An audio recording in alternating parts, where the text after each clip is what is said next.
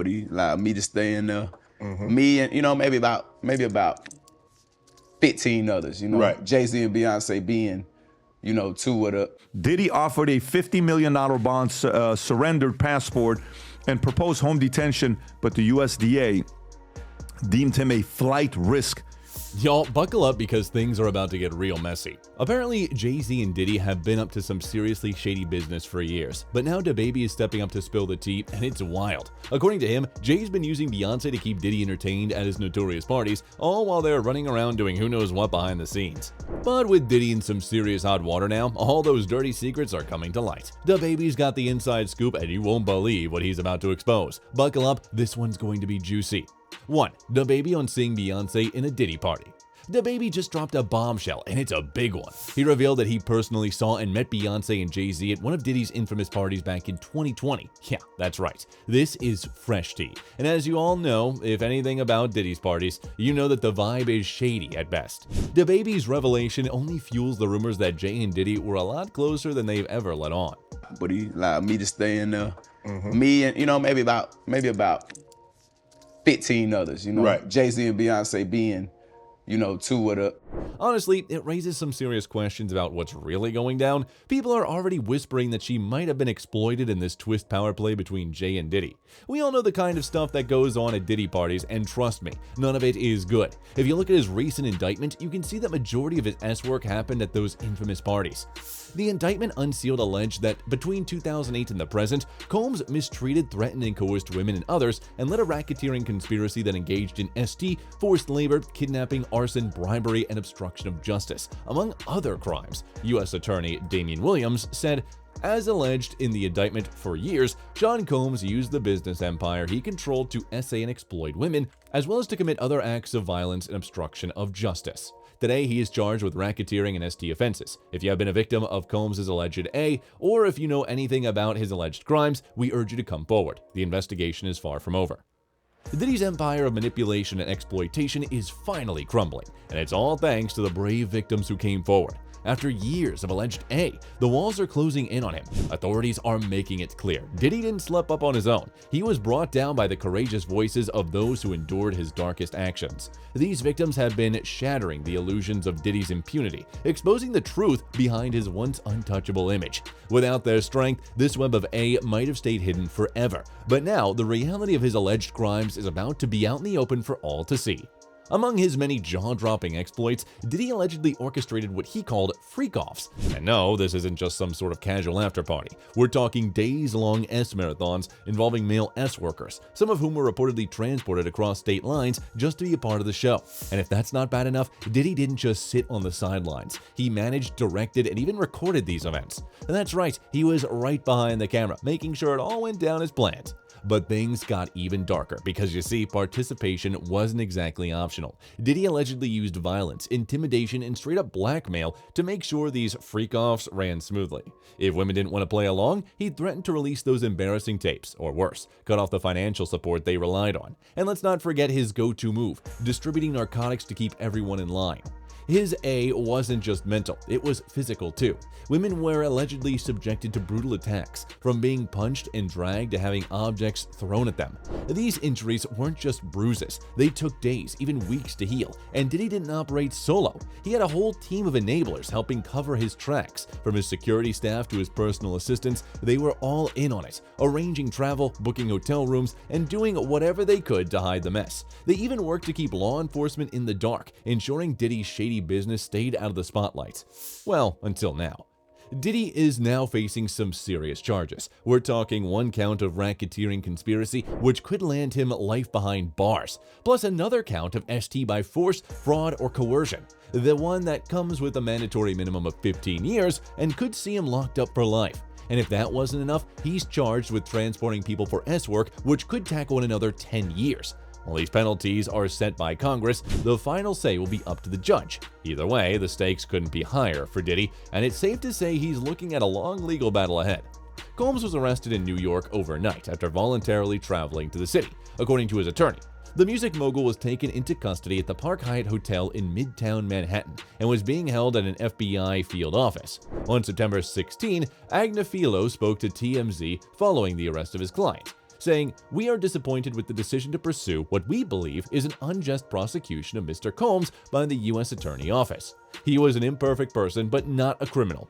He went on to claim that Combs had voluntarily moved to New York last week to cooperate with the investigation, saying, "These are the acts of an innocent man with nothing to hide, and he looks forward to clearing his name in court." Fast forward to Tuesday afternoon, Diddy was in court, pleading not guilty to 3 very serious criminal charges. And while he was awaiting trial, they've got him locked up in the special housing unit at Brooklyn's infamous Metropolitan Detention Center. Yeah, that same place known for its terrible conditions.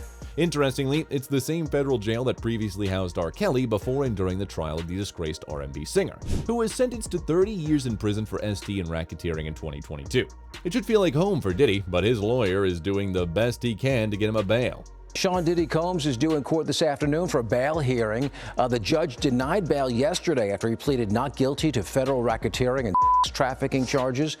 Diddy's legal team tried to pull out all the stops to keep him out of jail, pitching a hefty bail package that included $50 million bonds co-signed by Diddy himself, his mother, and other family members. They also offered home detention, surrendering his passport, weekly substance tests, and a visitor log that would be submitted to pretrial services every night.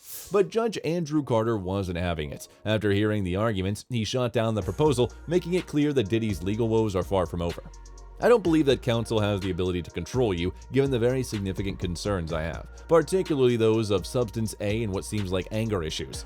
The danger, I think, is quite serious. My biggest concern deals with the danger of obstruction of justice and the danger of witness tampering. That is the real concern that I have here. Diddy's legal storm is getting bigger, and his high-profile friends, yeah, even Jay-Z, might be next in line for some courtroom drama. Legal experts are saying that as Diddy sits behind bars in New York, the spotlight could soon shift to his celebrity circle. Former prosecutor Niyama Ramani spilled the tea, telling the U.S. Sun that stars like Jay-Z could be subpoenaed if Diddy's ST case goes to trial. Of course, don't expect them to start talking anytime soon. They can still plead the Fifth to dodge any self-incrimination. But here's where it gets trickier. If any of Diddy's pals were directly involved in these notorious freak-off parties, they might be kept out to the courtroom altogether, as calling them could damage the prosecution's case. So while Diddy's sitting in hot water, it looks like the ripples are spreading fast. If Jay-Z is just a witness who didn't participate in the SX, he may be subpoenaed at trial, but I don't think he'll be subpoenaed if he was a participant. He'll either be charged or not called to testify. Former federal prosecutor Manny Medrano believes that some of the employees might cut deals to testify against Diddy, while others could be facing charges themselves. Who gets prosecuted, Medrano explains, depends on their role. For instance, a low-level player might be the housekeeper cleaning up after the parties, while a high-level enabler would be someone aka Jay-Z, directly luring women into these disturbing situations. The fallout from this case could see many more heads roll as investigators dig deeper. Well, despite all that, Diddy's lawyer is trying his best to paint Diddy in a favorable light. The government didn't want him to turn himself in because they can ask for detention, so they go and arrest him. This was a 10-year relationship. There's no coercion, there's no crime. There's basically someone who brought a civil case and is now finding themselves as a witness in a criminal case. We're going to fight this case with everything we have, as is he, and eventually he is going to be shown innocent. Despite what the lawyer claimed, the district attorney has a pretty heavy case against Diddy. In a September 17 letter to the judge, U.S. Attorney Damian Williams didn't hold back in explaining why Sean should be kept behind bars until trial. According to Williams, they've got testimony from dozens of witnesses and victims, all pointing to Diddy's long history of mistreatment. And if that weren't enough, investigators also have collected mountains of digital evidence, dozens of Diddy's own devices, along with those of his co-conspirators. We're talking 90 cell phones, laptops, cloud storage accounts, and at least 30 storage devices. Plus, 300 grand jury subpoenas went out to pull this evidence from social media companies, tech giants, banks, and Diddy's own companies. Dozens of victims and witnesses have provided details, credible and corroborated information against the defendant. These individuals include many who personally experienced or witnessed the violence and other crimes at the hands of the defendant. It's like an A-lister who used to roll with Diddy is suddenly playing the ultimate game of who? Never heard of him. We're talking some big names here. Jennifer Lopez, his ex is longtime bro Ashton Kutcher, and Jay-Z, mentee Justin Bieber, party pal Leonardo DiCaprio, and the Kardashians, even Naomi Campbell. These stars were once all about the Diddy spotlight, but now they've gone radio silent. It's like they've collectively hit the delete button on their Diddy memories, with each one going, "Nah, I wasn't at that party." Fox News reported that while some of these celebs are directly tangled in Diddy's criminal drama, they're definitely sweating bullets. According to Eric Schiffer, CEO of Reputation Management Consultants, celebrities are silent because they're scared to death of their brands bleeding out over ties to Diddy. And worse, they fear if they cross him, things could end in disaster. Yikes. We all know Diddy was the king of those wild, star-studded VIP-only parties. Everyone wanted to be on that exclusive guest list. But now, Hollywood's more like Diddy who? Doug Eldridge, founder of the Achilles PR, put it best. The severity of these charges, paired with years of rumors swirling around Diddy, have left Hollywood's finest scrambling to avoid eye contact. They know better than to get pulled into this sinking ship. It's safe to say nobody wants a seat at his table anymore. Anyway, with Diddy staring down the possibility of serious jail time, there's one man who seems to be sweating bullets: Jay-Z. Yeah, the same Jay-Z who has been tight with Diddy for years. These two have a history, from running the same high-flying circles to dodging scandals like Diddy's 1999 nightclub shooting incident. They walked away from that mess without a scratch, but now that Diddy's empire is crumbling, it seems like Jay-Z is doing some frantic house cleaning of his own. After all, we've heard the rumors, Jay-Z's got his own skeletons rattling in the closet, and with Diddy going down, Jay-Z might be scrambling to keep the spotlight off himself. And speaking of skeletons, let's talk about Karina White, because her name has been floating around for years. Allegedly pregnant with Jay-Z's child, Karina was reportedly ready to spill the tea in a jaw-dropping interview that would have shattered Jay's carefully crafted public image. But just before she went public, boom, she's found dead under some seriously mysterious circumstances. The timing? Come on, coincidence? Some might say, but others, well, they're not too sure. It's got cover-up written all over it. But wait, it gets juicier. Back in 2010, entertainment reporter Liz Crokin, who worked with all the major gossip mags, uncovered photos of Kathy hanging out with Jay-Z and Diddy. Kathy had denied ever meeting Jay, but the receipts don't lie. She's hinted that she might go public with her story, but just days later, she's found dead. The official story? An aneurysm. But the NYPD detective handling the case wasn't so convinced. Autopsy results were inconclusive, and let's just say the whole thing smelled fishy. Sources from Foxella even claimed a 911 call came in from an apartment on 130 West 19th Street in Manhattan. Ambulance came and took Kathy because she was sick. They took her to the Bethel Israel Hospital, and that's where she expired. They've been doing an autopsy later today to check out the cause of her death, but someone might have given Kathy a bad drug. So they'll do a toxicology, and we'll have to wait 2 weeks for the report. Yeah, so there's some pretty bad skeletons that Jay might want to keep hidden, and right now, he's sweeping his past thoroughly. Anyway, Danity Kane, remember Aubrey O'Day, who has been outspoken about Diddy in the past, reacted to news of Diddy's arrest. She said, "The purpose of justice is to provide an ending and allow us all the space to create a new chapter. Women never get this. I feel validated. Today is a win for all women over the world, not just for me. Things are finally changing." Attorney Lisa Bloom for Don Richards said in a statement, "We applaud the grand jury's new indictment of Sean Combs, which is strikingly similar to the federal complaint we filed last week on behalf of our brave client, Don Richard. Given the brutal beating of Sean Combs' girlfriend caught on video and the 8 people who have now accused him of A in court filings, including Don, this arrest seems long overdue." To make matters even worse, John Fuller, the same guy who prepped Martha Stewart for her time behind bars, has chimed in with some serious warnings about Diddy's future. And let me tell you, it's not looking good. Sure, Diddy might just be keeping his cool for now, but according to Fuller, things could take a major nosedive if the trial doesn't go his way. In fact, Fuller didn't hold back, calling this Diddy's personal 9/11. We're not talking about a little rough patch. This is a full-on life-altering disaster. Diddy's high-flying lifestyle? Poof, gone.